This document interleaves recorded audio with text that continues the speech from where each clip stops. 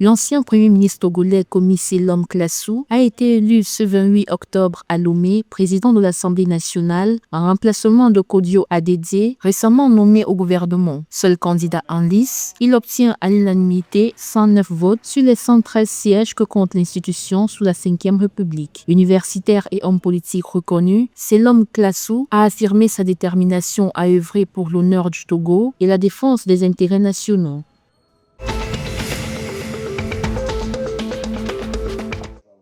La mission conjointe d'observation électorale de la CEDEAO et de l'Union africaine a jugé globalement satisfaisant le déroulement de l'élection présidentielle du 27 octobre 2025 en Côte d'Ivoire, malgré quelques incidents logistiques. Selon le chef de mission Oluyemi Osinbajo, 67,79% des bureaux de vote ont ouvert à l'heure, tandis que 32,20% ont connu des retards liés à la livraison du matériel, à l'absence de certains agents et à des pannes d'équipements biométriques.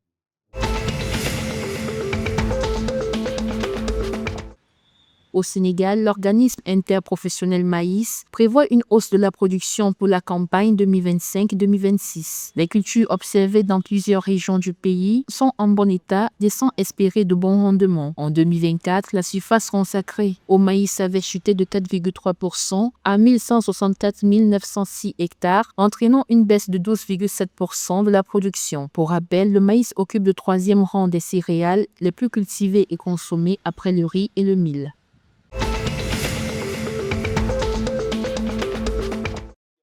Les ministres de l'Agriculture du Niger et du Tchad ont lancé le 28 octobre dans la région de Difa une campagne transfrontalière de vaccination du cheptel contre la péripneumonie contagieuse bovine. Cette initiative vise à réduire les maladies animales, renforcer la santé du cheptel et soutenir l'économie pastorale dans les zones frontalières. Le cheptel nigérien, avec 55 millions de têtes, représente 40% du PIB agricole et contribue à hauteur de 11% au PIB national.